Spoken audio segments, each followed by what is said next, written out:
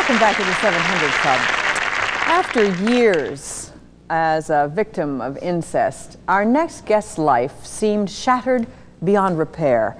Each new day brought a deepening despair, and he lived most of those days in a drug-induced stupor. A shocking and unexpected encounter, though, turned the tide for him. Please welcome to the 700 Club, David St. Pierre. David, good to have you with us. Thank you. It's good to be here. When you were a little boy, you really missed your dad. Your mom didn't give you very much attention. Why was that? I had a brother that was born with a congenital heart problem, and he was sickly all the time, and my mother had to give him constant care, and my father was always away working in construction. So you were sort of like a little waif. Right. Huh?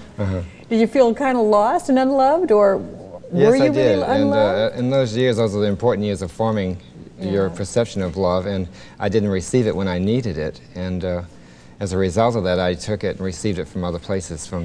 Now, the way you got that other love, you started seeking the attention of anybody that would give you that attention. That's right. And it turned into uncles at first. Right. There was an uncle involved, and then a cousin, and then there was a man in the neighborhood, and that went on for a number of years up into my teens. Oh, when did you first start? I mean, when not even you first start, when did these other adult men first start? I was around 7 the first time. 7?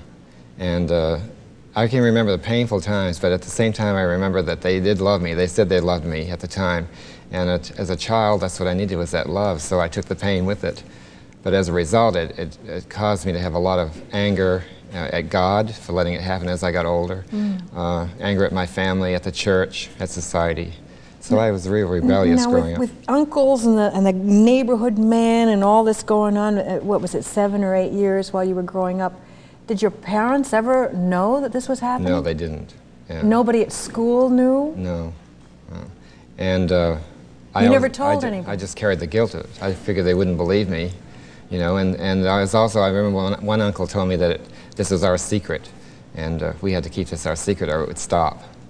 Now, as a little child, did you bear the brunt of the guilt? Did you feel that you produced this? I felt responsible. In fact, a lot of therapy that I've had as an adult, that came out a lot, that I felt responsible. I felt like I seduced these people.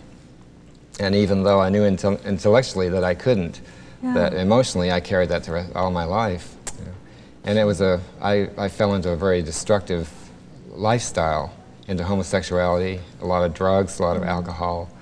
I had a good physician in California working in surgery, and I was stealing a lot of drugs, dealing drugs, and we couldn't get pills in surgery, so I started using the needle.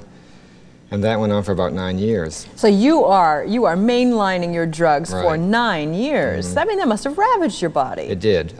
My liver was out to here, and was it? At one time they thought I had a brain abscess from the infection from needles.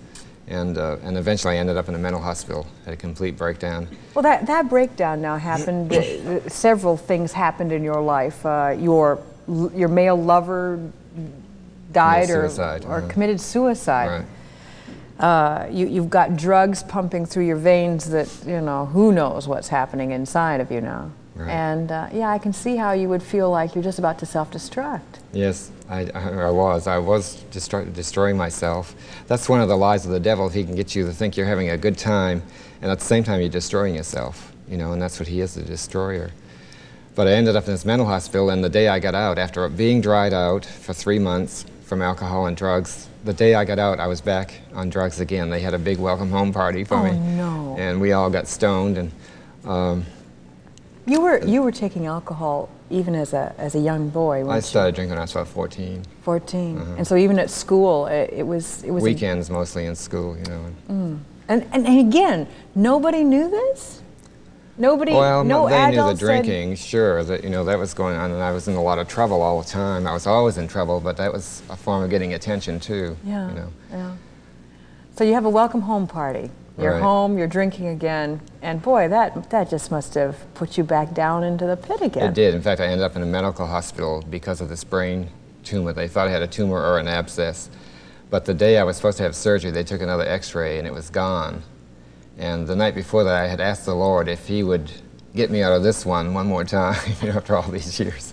I did have an experience with Christ when I was 19, and so I knew the Lord. How did you have an experience with Christ? When I was in the Air Force, I met a Baptist fellow in Korea, and he led me to the Lord. And for about a year and a half, I had a wonderful time with the Lord, but I got involved with some backslidden Christians, or whatever you want to call them, and drinking and smoking, and there were some gays in the choir, and eventually I fell right back into my old lifestyle. But when I came out of this mental hospital and went back into a medical hospital, they thought I had this brain tumor, and I promised the Lord that I would give my life back to him if he would get me out of this. And it was gone when they did the final x-rays. But Did you remember your promise? No, I didn't. Oh. I went right back into my old way of living. But it was about 3 weeks after this that I was home one day and taking a lot of drugs that particular day. And that evening... What kind of drugs were you taking? I was taking cocaine and a lot of speed, a lot of Demerol, morphine. All together, all at the same time? Well, if I had it at the same time, I'd mix it, yes. And with a lot of pills. How did the Lord get your attention finally? This one day, after taking drugs all day long, I was sitting in my den that evening, and I was bombed out of my mind, and I had a martini in one hand and a cigarette, and I was sitting in my chair, and I had a remote control to the TV, and I was flicking it around, and this Christian station came on, and then it stopped. I tried to flick it more, and it wouldn't work.